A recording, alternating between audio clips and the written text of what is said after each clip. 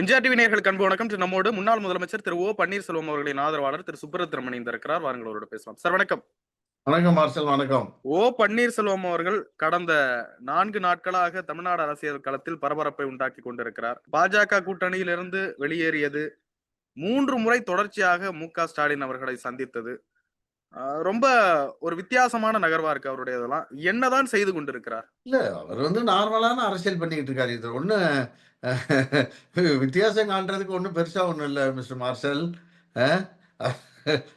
வழக்கமான தன்னுடைய அரசியல் பணிகளை அவருடைய பாணியில் மேற்கொண்டு வழக்கமான அரசியல் பணி இல்லையா? பாஜகவை பேசிட்டு இருந்தாங்க. அதான் பாஜக பாரதிய ஜனதா கட்சியில இருந்து வெளியில வந்ததுக்கான காரணங்கள் என்னை விட உங்களுக்கு நன்றாக தெரியும். எனவே தொடர்ந்து பாரதிய ஜனதா கட்சியானது அண்ணன் ஓபிஎஸ் அவர்களை அவமதித்தும் புறக்கணித்தும் தமிழ்நாட்டு மக்களே இது ஏன் இத்தனை அவமானத்திற்கு பிறகும் அண்ணன் ஓபிஎஸ் அவர்கள் பாரதிய ஜனதா கட்சி தலைமையிலான அந்த தேசிய ஜனநாயக கூட்டணியில் நீடிக்க வேண்டும் என்று மக்களே அங்கலாய்த்து கேட்கக்கூடிய அளவிற்கு பாரதிய ஜனதா கட்சியுடைய நடவடிக்கை என்பது மிகவும் மோசமாக அமைந்தது காரணமாக அண்ணன் ஓபிஎஸ் அவர்களே மிக தெளிவாக சொன்னதை போல எங்களுடைய சுயமரியாதை காக்கக்கூடிய வகையிலே இன்னும் சற்றும் யோசிக்காமல் என்ன not even wasting a single minute, we must quit the alliance headed by BJP under the banner NDA. சற்றும் யோசிக்காமல் அந்த கூட்டணியிலிருந்து வெளியேறுவதற்கு இதுதான் தக்க தருணம் என்று அண்ணன் முடிவெடுத்து அன்றைக்கு ஆலோசனை கூட்டத்தில் ஒரு மனதாக உணரப்பட்டு அதை அன்றைக்கு கழகத்தினுடைய அரசியல் ஆலோசகரும் திராவிட இயக்கத்தினுடைய மூத்த தலைவருமான அண்ணன் பண்ருட்டியார் அவர்கள் மகிழ்ச்சியோடு நாங்கள் தேசிய ஜனநாயக கூட்டணியிலிருந்து வெளியேறுகிறோம் என்ற செய்தியை வெளியிட்டார்கள். அந்த வெளியேறிய நாளிலிருந்து விடுதலை சிறுத்தைகள் கட்சியுடைய தலைவர் அண்ணன் தொல் திருமாவளவன் அவர்கள் நேற்று தினம் சரியாக குறிப்பிட்டது போல் அண்ணன் ஓபிஎஸ் அவர்கள் தேசிய ஜனநாயக கூட்டணியில் வெளியேறிய நிமிடத்திலிருந்து அவருக்கு அரசியலில் நல்ல காலம் பிறந்து விட்டது என்று அவர் சொன்னதற்கு இணங்க இன்றைக்கு இந்த செய்தியை அறிந்து மக்கள் எங்களை ஏகோபத்திய முறையில் வரவேற்பது மட்டுமல்ல, அண்ணன் ஓபிஎஸ் அவர்கள் எடுக்கக்கூடிய எதிர்கால அரசியல் நடவடிக்கைக்கு வெகுஜன மக்களுடைய பெருத்த ஆதரவை வழங்க தயாராக இருக்கிறார்கள். அண்ணனை ஆதரிக்கக்கூடிய தொண்டர்களும் இன்னும் இருக்கக்கூடிய உற்றானவர்களும் மிகுந்த மகிழ்ச்சியிலும் நாங்கள் ஒரு சுதந்திரத்தை பெற்றதை போல விடுதலை பெற்றதை போல நாங்கள் உணர்ந்து இன்றைக்கு என்ன கேள்வி படிக்க தயாராகி வருகிறோம். வெளிப்படையா தெரிந்த ஒன்றே ஒன்று, ஓபிஎஸ் அவர்கள் பிரதமர் அவர்களை வரவேற்க அனுமதி கேட்டிருந்தார். வரவேற்க வாய்ப்பு கொடுத்தால் அது பெரிய பாக்கியம் என்று சொல்லியிருந்தார். அந்த வரவேற்கிற வாய்ப்பு மறுக்கப்பட்டிருக்கு. அதை தாண்டி பெருசா எதுவுமே வெளிப்படையா தெரியல. கூட்டணி விட்டு வெளியேறுவாங்களா? இல்லைங்க, அது ஒரு தொடர் நிகழ்வு நீங்க பாக்கணும். அவருடைய கடிதத்துல பாக்கியம்னு எந்த இடத்துலையும் சொல்லல. அது தவறுதலாக மொழிபெயர்க்கப்பட்ட ஒரு வார்த்தை. திட்டமிட்டு அதை சில விரும்பத்தகாத சக்திகள் அப்படி மொழிபெயர்த்து அதை பரப்பி விட்டன. அவர் ஐ வில் ஃபீல் பிரிவிலேஜ்டு என்று சொன்னார். ஐ வில் ஃபீல் பிரிவிலேஜ்னா எனக்கு அனுமதி வழங்கப்பட்டால் நான் கௌரவிக்கப்பட்டவனாக மதிக்கப்பட்டவனாக உணர்வேன் என்று it is only a formal wording. ஒரு பிரதமருக்கு ஒரு முன்னாள் முதலமைச்சர் மூத்த அரசியல் தலைவர் எழுதுகிற பொழுது அதற்கென்று ஒரு பாணி இருக்கிறது. அந்த பாணியில் தான் மிகச்சரியாக அவர் in a formal way only he has written a letter to the honorable prime minister seeking an appointment with him. அதில் பிரிவிலேஜ்ங்கிற வார்த்தை பாக்கியம் என்று பொருள்படுவதற்கு எந்த நியாயமும் கிடையாது. அதற்கு பெயர் நான் கௌரவிக்கப்பட்டவனாக உணர்வேன் என்பதுதான். நீங்க கேட்ட கேள்விக்கு போடுறேன். இது முதல் முறை அல்ல. அதாவது தேசிய ஜன அம்மாவின் மறைக்கு பிறகு என்றைக்கு இரட்டை தலைமையாக அண்ணன் ஓபிஎஸ் அவர்கள் யுபிஎஸ் அவர்கள் இருந்தார்களோ அந்த காலகட்டத்தில் பாரதிய ஜனதாவுடன் தேசிய ஜனநாயக கூட்டணியில் இணைந்த நேரத்திலிருந்து இன்று வரை, நேற்று கூட்டணியிலிருந்து வெளியேறுகிற வரை அண்ணன் ஓபிஎஸ் மாறப்பட்டுடனும் விசுவாசத்துடன் கூட்டணி தர்மத்தை கட்டி காத்து வந்தார். ஆனால் நாடாளுமன்ற தேர்தலின் சமயத்தில் தான் திரு இபிஎஸ் அவர்கள் தன்னிச்சையாக கூட்டணியை விட்டு வெளியேறினார். ஆனால் இன்றைக்கு தொடர்ந்து பாரதிய ஜனதா கட்சியை மதித்து தேசிய ஜனநாயக கூட்டணியில் பயணித்த அண்ணன் ஓபிஎஸ் அவர்களை அவமதித்தும் அந்த கூட்டணியிலிருந்து வெளியேறிய திரு இபிஎஸ் அவர்களுக்கு ரத்தன கம்பளம் விரித்து வரவேற்றும் எங்களை அசிங்கப்படுத்திய செயல் என்பது நாங்கள் மட்டும் அவமானமாக உணர்ந்த ஒரு செயலாக தயவு செய்து பார்க்காதீர்கள். தமிழ்நாட்டு மக்களே, இது என்ன அநியாயமா இருக்கு? அவர் பாட்டில் வெளியேறின போனவரை அவரை போய் தாங்கி தங்க தாம்பாளத்துல வச்சு தாங்குறாங்க. கூடவே இருந்தவரை வந்து இப்படி வந்து அசிங்கப்படுத்திக்கிட்டு இருக்காங்களே, ஏன் அவர் தொடர்கிறார் என்று மக்களே வெதும்பி எரியக்கூடிய நிலையிலும், தொண்டர்களும் இதற்கு மேல் பொறுத்தால் நம்மளுக்கு நம்முடைய மான மரியாதை என்பதே மக்கள் மத்தியில் போய்விடும். நாம் மக்களை சந்திப்பது சிரமமாகிவிடும் என்று உணர்ந்த அந்த உணர்வுகளை மதித்து தான் மக்களுடைய எண்ணங்களும், தொண்டர்களுடைய விருப்பத்தையும் நிறைவேற்றக்கூடிய வகையில் தான் நேற்றைய முந்தா நாள் இந்த கூட்டணியிலிருந்து வெளியேறுகிறோம் என்ற ஒரு நல்ல செய்தியை நாங்கள் நாட்டு மக்களுக்கு தெரிவித்திருக்கிறோம். எங்களுக்கு நல்ல காலம் அரசியல் நல்ல காலம் உள்ளபடியே பிறந்திருக்கிறது. இல்ல கூட்டணியில இருந்து வெளியேறிட்டீங்க சரி. ஒரு நல்ல முடிவ எடுப்பீங்க அப்படின்னு பார்த்தா, ஒரு தனி ம், கட்சியோ, அல்லது ம். அதிமுகவை மீட்பதற்குண்டான வேறு ஏதாவது முயற்சியோ, இப்படி எடுத்திருந்தீங்கன்னா, ஒரு மரியாதை வகையில் ஓபிஎஸ் அவர்கள் பேசப்பட்டிருப்பார். மிக கடுமையாக விமர்சிக்கப்படுகிறார். 3 முறை முதலமைச்சர போய் சந்திக்கிறீங்க. அவருடைய வீட்டுக்கு போய் சந்திக்கிறீங்க. அதாவது அதாவது சந்திப்பதற்கான காரணத்தை உணர்ந்த பிறகு நீங்கள் இப்படி கேள்வி கேட்பது மார்ஷல் எனக்கு வியப்பாக இருக்கிறது. அதான் ஏதோ முதலமைச்சர் என்பவரை சந்திக்கவே கூடாத ஒரு ஒரு அரசியல் தலைவரா முதலமைச்சர் சந்திக்கலாம் என்பவர்? சார். இத்தன இல்ல வருஷமா சந்திப்பது வருஷமா இல்ல ஓபிஎஸ் வந்து போய் சந்திப்பதே வாக்கிங் பண்ணாங்க சார். முதலமைச்சரை சந்திப்பதே அப்படி என்ன அரசியலமைப்பு சட்டத்தில் விதி என்ன அ மறுக்கப்பட்ட ஒரு செய்தியைப் போல நீங்கள் கேட்கிறீர்கள். இல்ல அதுவல்ல. இந்த சூழ்நிலையில கூட்டணியில இருந்து வெளியேறுகிறார். கரெக்ட். அன்னைக்கு போய் அன்னைக்கு தான் எஸ். அந்த பக்கமே வாக்கிங் போனாரா ஓபிஎஸ்? இல்ல. எப்பொழுதுமே அவர் வந்து சென்னையில இருந்தால், காலை நேரத்தில் வாக்கிங் செல்வதாக இருந்தால் தியாசபிகல் சொசைட்டில போவாரு. மாலை நேரத்தில் செல்வதாக இருந்தால், அந்த போட் கிளப் ஏரியாவுல போவாரு. இதுதான் அவருடைய வழக்கமான பணி. அன்றைய தினம் அவர் வாக்கிங் போனப்போ எதிர்பாராம முதல்வரை சந்திக்கக்கூடிய சூழல். அன்றைக்கு முதல்வர் அன்றைக்கு தான் மருத்துவமனைக்கு சிகிச்சைக்கு சென்று, அவர் வந்து வீடு திரும்பிய பிறகு 3 நாள் ஓய்வுக்கு பிறகு அன்று தான் அவர் வந்து அவரும் வெளியில் வாக்கிங் வந்த நேரத்தில் அவரை சந்தித்து உடல் நலத்தை விசாரித்தது மட்டுமல்ல, அவரிடம் உங்களுடைய சகோதரர் மூத்த அண்ணன் திரு மு.க. முத்து அவர்கள் இறந்ததற்கு அனுதாபம் தெரிவிக்க வேண்டும். நான் உங்கள் இல்ல வந்து நேரில் விசாரிக்கிறேன் என்று சொல்ல, அவர் அ உள்ளன்போடு முதல்வரோடும் நீங்கள் இன்று மாலையே வாருங்கள் என்று சொன்னதன் அடிப்படையில் அந்த சந்திப்பு நடந்தது. அதற்கு ஒரு காரணம் இருக்கிறது மார்ஷல். ஓபிஎஸ் அண்ணனுடைய துணைவியார் அவர்கள் மறைந்த பொழுது மருத்துவமனைக்கு அன்றைக்கு பட்ஜெட் கூட்டத்தொடர். முதல்வர் ஓடோடி வந்து அவரை ஓபிஎஸ் அண்ணன் அவரை கட்டி அணைத்து ஆறுதல் கண்ணீர் விட்டு ஆறுதல் தெரிவித்தார். அன்றைக்கு நான் அவர்கள் அவர்கள் அருகில் இருந்தேன். அது அது மட்டுமல்ல, மூத்த அமைச்சரான அருமையண்ணன் ஐபி அவர்களுடைய தலைமையில் அமைச்சர்களை, சட்டமன்ற உறுப்பினர்கள் நேரில் பெரியகுளத்திற்கு அனுப்பி அஞ்சலி செலுத்த செய்தார். பிறகு இதுதான் மெயினான பாயிண்ட். ஓபிஎஸ் அண்ணனுடைய அம்மா இறந்த பொழுது, திரு இபிஎஸ் அவர்களோ, அவரை சார்ந்தவர்களோ ஒரு வார்த்தை கூட விசாரிக்கல. அனுதாப செய்தி வெளியிடுறது மட்டும் இல்ல, ஒரு வார்த்தை கூட விசாரிக்கல. நாகரிகம் கருதி, அரசியல் நாகரிகம் கருதி. ஆனால் முதல்வர் அவர்கள் தொலைபேசியில் அண்ணன்ட்ட பேசியது மட்டுமல்ல, மீண்டும் அ மூத்த அமைச்சரும் எ திராவிட முன்னேற்ற கழகத்தின் துணை பொதுச் செயலாளரான அண்ணன் ஐபி அவர்களையும், இன்றைய எம்பி தங்க தமிழ்ச்செல்வன் உட்பட்ட சட்டமன்ற உறுப்பினர்கள் எல்லாம் அனுப்பி நேரில் அஞ்சலி செலுத்த செய்தார். அதற்கு பிறகு 1 மாதத்திற்கு பிறகு ஓபிஎஸ் அண்ணன் சென்னை சென்ற பிறகு, முதல் நாளே சென்னை சென்ற அன்றே முதல்வர் நேரடியாக அண்ணன் ஓபிஎஸ் இல்லம் சென்று, நேரடியாக அவருடைய தாயார் இருந்ததற்கு தன்னுடைய அனுதாபத்தை தெரிவித்து விசாரித்தார் என்பதெல்லாம், இது தமிழ்நாட்டில் பிறகு அண்ணா காலத்திலிருந்து கடைபிடித்து வரக்கூடிய அரசியல் நாகரிகம்.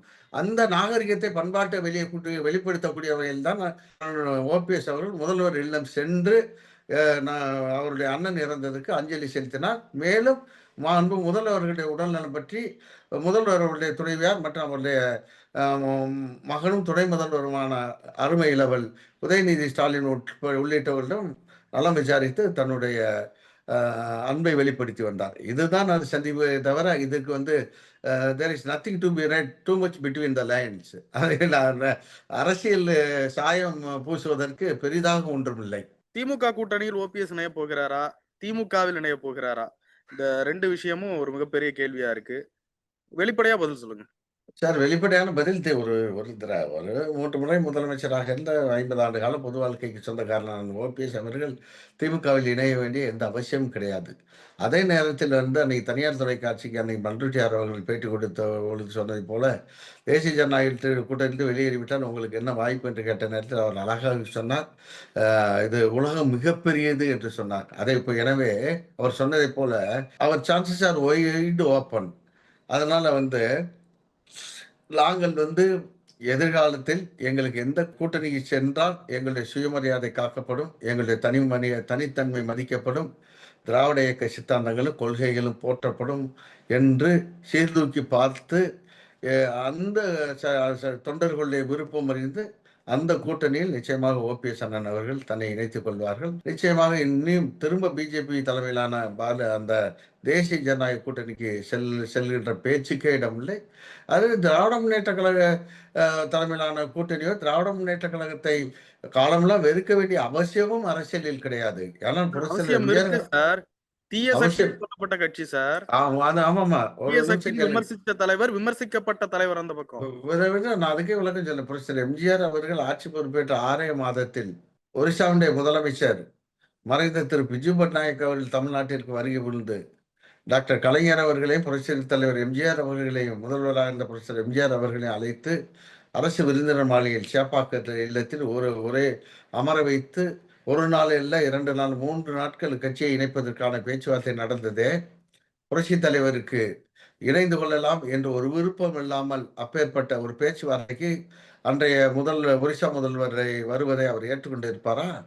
புரட்சி தலைவர் அவர்களே நாம் பேரறிஞர் நம்முடைய தலைவர், நம்மை ஆளாக்கிய தலைவர் பேரறிஞர் பெருந்தகை அண்ணா, அவர் தலைமையில் அனைவரும் இணைந்து பணியாற்றினோம். பிறகு அண்ணாவின் மறைவுக்கு பிறகு திராவிட முன்னேற்ற கழகத்தின் தலைவராக டாக்டர் கலைஞர் அவர்களும், பொதுச் செயலாளராக டாக்டர் நாவலர் அவர்களும், பொருளாளராக புரட்சியாளர் எம்ஜிஆர் அவர்களும் இப்படி இணைந்து பணியாற்றிய அந்த நிலையில் ஏதோ ஒரு கோபதாபத்தில் கட்சி பிரிந்து விட்டது. எனவே இணைவதற்கு உகந்த சூழல் வந்தால் இணைந்து கொள்ளலாம் என்ற புரட்சி தலைவரே விரும்பிய அந்த மன ஓட்டத்தை நீங்கள் பொறித்து பார்க்க வேண்டும். எனவே புரட்சி தலைவரே இணைந்து கொள்ளலாம், திராவிட முன்னேற்ற கழகத்துடன் இணையலாம் என்ற அவரே மனதளவில் ஏற்றுக்கொண்ட பிறகு இன்றைக்கு புரட்சி தலைவர் எம்ஜிஆர் காலத்திலும் அம்மா காலத்திலும் இருந்த அரசியல் சூழலோ அல்லது மற்ற வகையான தனித்தன்மைகள் இன்றைக்கு இல்லை தமிழ்நாட்டில். ஏன்னா களம் மாறி இருக்கிறது, சூழல் மாறி இருக்கிறது, களமும் மாறி இருக்கிறது. எனவே எங்களுடைய பெருந்தன்மையை மதிக்காமல் அண்ணன் ஓபிஎஸ் அவர்கள் மிக சமீபத்தில் 2 வாரத்துக்கு முன்னால் கூட மிக தெளிவாக சொன்னார். நாங்கள் அனைத்து இந்திய அண்ணா திராவிட முன்னேற்ற கழகத்துடன் இணைவதுதான் எங்கள் நோக்கம், ஒன்றுபடுத்துவது நோக்கம். எனவே எடப்பாடி பழனிசாமி அவர்கள் இணைப்புக்கு வழிவிட வேண்டும் என சொல்லி நிபந்தனையற்ற முறையில் இணைய தயார் என்று பெருந்தன்மையோடு சொன்னதை எப்படி அவர் கொச்சைப்படுத்தி பேசினார், கேவலப்படுத்தி பேசினார். காலம் கடந்து விட்டது என்றார். ஏதோ தொடர்ந்து ஒரு வெற்றியை பெற்று வந்ததை போல. அது மட்டும் இல்ல, தனி மனித தாக்குதல். ஒரு 30 ஆண்டு காலம் சகோதரராக பழகினோம் என்பதை கூட மறந்துவிட்டு அவரை பற்றி ஓபிஎஸ் அவர்களை பற்றி கேள்வி கேட்கிற நேரத்தில் அவர் சொன்னார், அவர் யாருக்கு எந்த காலத்தில் விசுவாசமாக இருந்தார் என்று ஈட்டியை நெஞ்சில் பாய்ச்சுவதை போல ஒரு விமர்சனத்தினை வைத்தார். இது நாட்டு மக்கள் ஏற்றுக்கொள்வார்களா? அவர் தலைமை யாருக்கு என்று விசுவாசமாக இருந்தார் கேட்டால் புரட்சித்தலைவர் அம்மா அவர்களுக்கு விசுவாசமாக இல்லாமலாம் 3 முறை அவரை முதலமைச்சர் ஆக்கினார். விசுவாசமாக இல்லாதனால்தானே தானே அவரை பொருளாளராக நியமித்தார். அம்மா மறைவரை பொருளாளர் மட்டுமல்ல, இவர் ஓபிஎஸ் இபிஎஸ் தலைமை உருவான பிறகும் அந்த தலைமை பிரியும் வரை கழகத்தினுடைய பொருளாளராக அண்ணன் ஓபிஎஸ் அவர்கள் நீடித்தாரே, அந்த பதவி வழங்கியது யார்? அம்மா அல்லவா? எனவே இப்படி விசுவாசத்துக்கு இலக்கணம் ஓபிஎஸ், நவீன காலத்து பரதன் ஓபிஎஸ். எனவே இப்பேற்பட்ட ஒரு சகோதரனை நான் பெறுவதற்கு என்ன விசுவாசி பெறுவதற்கு நான் என்ன பாக்கியம் செய்தோனோ என்று அம்மா அவர்கள் வசிஷ்டர் வாயால் பிரம்மசிஷ்ட ரிஷி பட்டம் பெறுவதை போல அம்மா அவர்களால் விசுவாசத்துக்கு இலக்கணம் ஓபிஎஸ் என்று பறைசாற்றப்பட்ட ஒரு தலைவரை இன்றைக்கு எடப்பாடி பழனிசாமி அவர்கள், அண்ணன் இபிஎஸ் அவர்கள், அவர் எந்த காலத்தில் கட்சிக்கு விசுவாசம் இருந்தால், என்றைக்கு எந்த தலைமைக்கு விசுவாசமாக இருந்தார் என்று இவர் கேள்வி கேட்கிறார் என்றால், அப்ப எந்த அளவு அவர் கீழே இறங்கி போய் தனி மனித தாக்குதல் நடத்துகிறார். எனவே இனிமேல் அவர் இணைவதற்கான, அவருடன் இணைந்து பணியாற்றுவதற்கு வாய்ப்பே இல்லை என்ற ஒரு சூழ்நிலை வந்த பிறகு, ஏன்னா அவரை திருப்திப்படுத்தக்கூடிய வகையில அவருக்கு அப்பாயின்மெண்ட் கொடுத்துட்டு எழுத்துப்பூர்வமாக பிரதமரை சந்திக்க அனுமதி கேட்ட ஓபிஎஸ் அண்ணன் அவர்களுக்கு அனுமதி மறுத்தது என்பது எங்களை குதிரை கீழே தள்ளி விட்டது மட்டும் குழியும் பறித்ததாக எங்கள் மேல் சேற்றள்ளி வீசியதற்கு சமமாக நாங்கள் கருதுகிறோம். எனவே அவர்கள் இருவரும் இருக்கக்கூடிய அணியில் பயணிப்பதில்லை.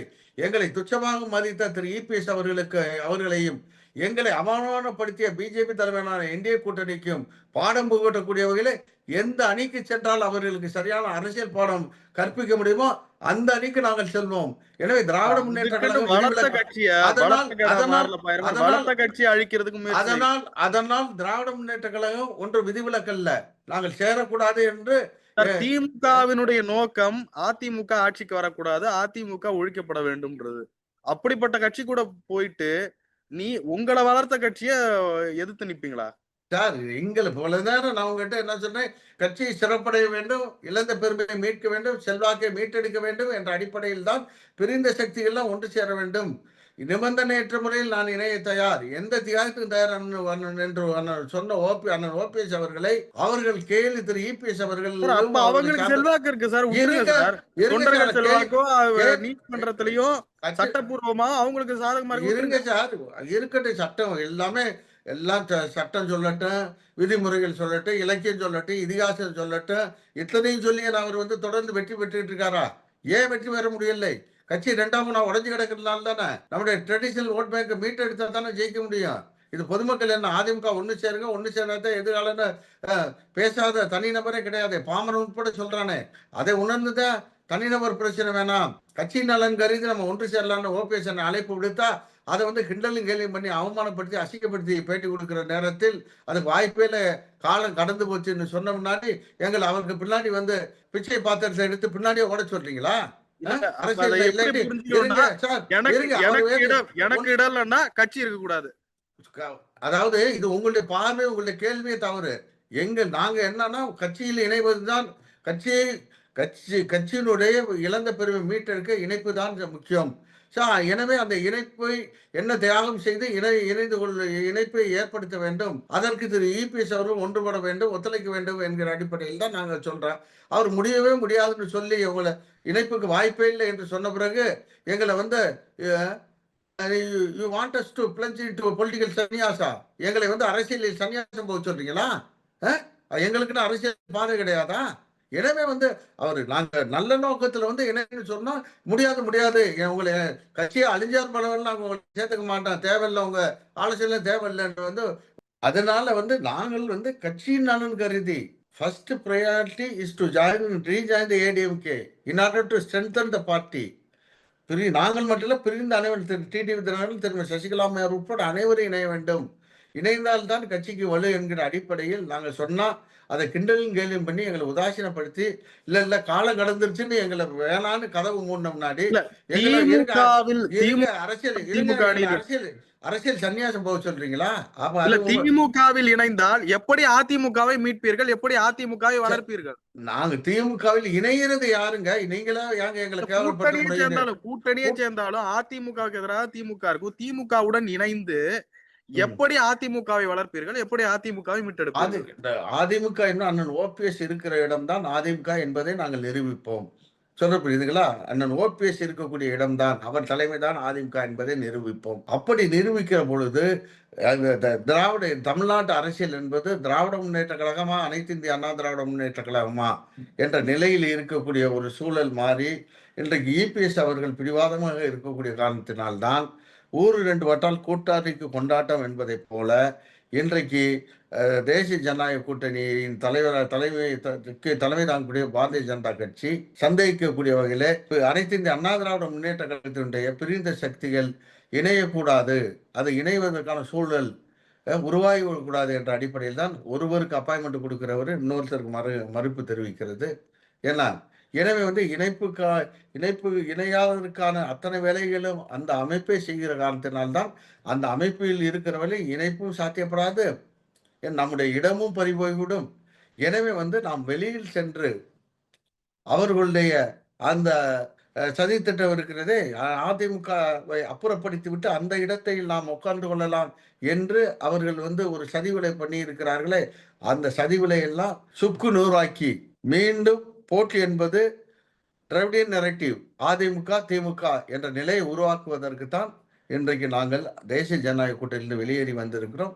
எதிர்காலத்தில் சரியான கூட்டணி அமைத்து அண்ணன் ஓபிஎஸ் அவர்கள் மீண்டும் தமிழ்நாடு மண் என்பது திராவிட முன்னேற்ற கழகத்திற்கும் அனைத்து இந்திய அண்ணா திராவிட முன்னேற்ற கழகத்திற்கான களமாகத்தான் இருக்கும் என்பதை நாங்கள் நிரூபிப்போம்.